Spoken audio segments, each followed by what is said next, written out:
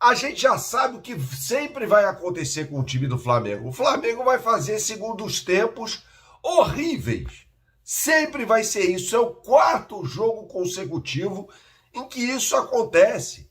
É impressionante porque o Felipe Luiz não coloca o Saul para jogar, por exemplo, e coloca o Everton Cebolinha. Bom, eu me encheram o saco, inclusive, na outra rede social, porque eu falei que não esperava muito com o Bruno Henrique jogando, calou minha boca porque fez o gol da vitória do Flamengo por 1-0 sobre o Internacional no primeiro tempo de um time que vive apenas de bolas paradas, né? Foi no cruzamento do Luiz Araújo, um escanteio batido, a cabeçada do Bruno Henrique no primeiro tempo. Mais uma vez, um primeiro tempo espetacular do time do Flamengo, que perdeu a oportunidade de matar o confronto ainda na primeira etapa. E aí o que acontece no segundo tempo?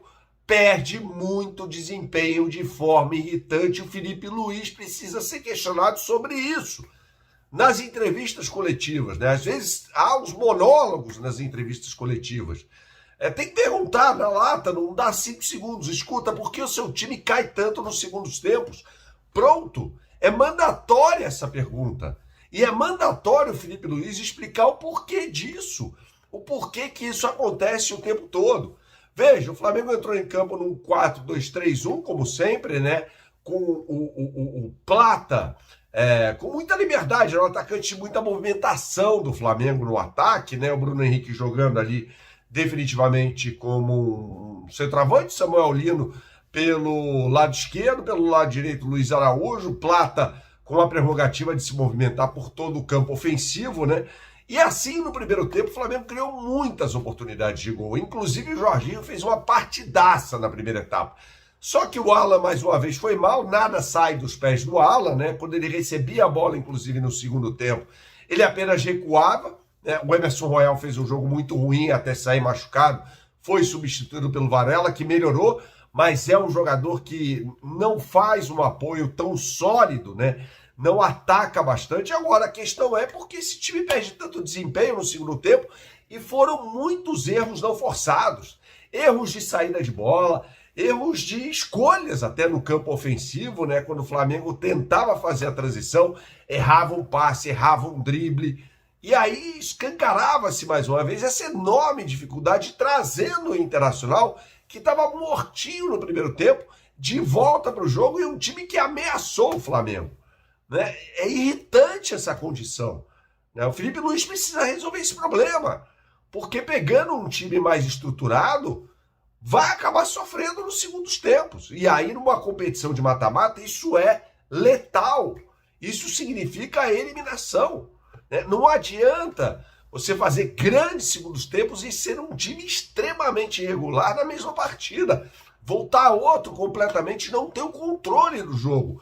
Não exercer o protagonismo que demanda esse elenco do Flamengo com a qualidade que tem. O time do Internacional vive uma péssima fase, né? E para piorar para o Internacional e melhorar para o Flamengo, o Inter jogou sem aquele que vem sendo a sua principal arma ofensiva. O Johan Carboneiro, machucado, contundido, com a lesão muscular, e nem assim o Flamengo soube se aproveitar de um momento de extrema fragilidade do Internacional. O Flamengo coloca o adversário contra as cordas e aí, nos segundos tempos, coloca os adversários com a mesma facilidade com a qual os coloca contra as quadras de volta no jogo. E aí sofre. Né? O que acontece? É desgaste? É o quê? E aí entra o Everton Cebolinha, desculpa, gente, eu até botei na outra rede social que ele é um cemitério de jogadas, não sai nada dali. O Samuel Lino se cansou, houve até um companheiro Alain Bimade falando que antes da saída dele, ele chama o Felipe Luiz para conversar e acaba sendo substituído pelo Everton Cebolinha. Agora entra o Everton Cebolinha, não entra o Saul, por exemplo, no momento em que o Flamengo precisava colocar a bola no chão e exercer o protagonismo, tomar de volta as rédeas do jogo. Estava fácil isso acontecer. Entrou o Carrascal, que foi o que eu falei o tempo todo sobre nesse processo, esse longo processo, essa longa novela que foi a contratação do Carrascal, que é um jogador que fica desligado do jogo, e foi mais uma vez isso, é mais uma vez só. na carreira do Carrascal que isso acontece. Claro, tem que ter paciência, foi a primeira partida dele com a camisa no Flamengo, ele entra no segundo tempo, entra num contexto que era muito desfavorável ao Flamengo, de domínio do Internacional nos primeiros 20 minutos, e o Flamengo simplesmente não conseguia jogar, né? Não era nem tocar a bola, ter a posse de bola. Esse é um princípio, é uma ferramenta para que o time exerça o domínio e aí finalize e tal. Não, nada disso. O Flamengo não conseguia sequer colocar a bola no chão. Por que isso acontece? Contra os mais variados tipos de adversário. Foi assim contra o Ceará, contra o Atlético Mineiro, contra o Mirassol e hoje, né, esse vídeo está sendo gravado na sequência da partida, contra o Internacional. É irritante, porque o Flamengo sempre tem a oportunidade de matar os confrontos nos primeiros tempos. Como sempre, perde gols, e aí na segunda etapa, quando o adversário está em desvantagem, e todo mundo já sabe, o Flamengo vai recuar, né, e vai ceder campo ao adversário para que ele jogue no Maracanã como se estivesse em casa. Isso é lamentável. Isso não é postura de Flamengo. Não é a vocação do Flamengo. É jogar por 1-0? Que história é essa, Felipe Luiz? Né?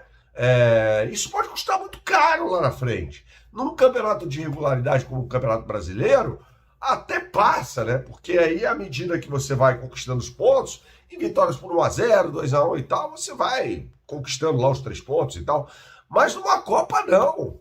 Numa Copa, você tem que aproveitar o fator casa, matar o adversário quando você é superior a ele.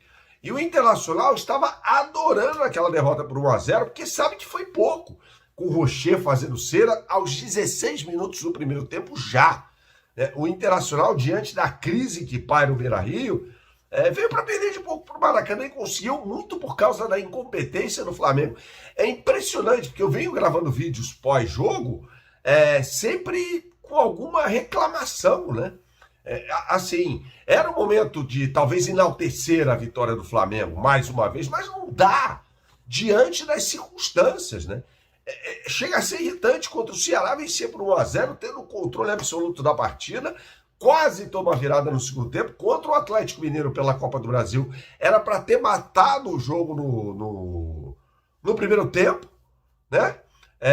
E aí, contra o Mirassol, mais uma vez isso acontece, e até eu botei na outra rede social, gente.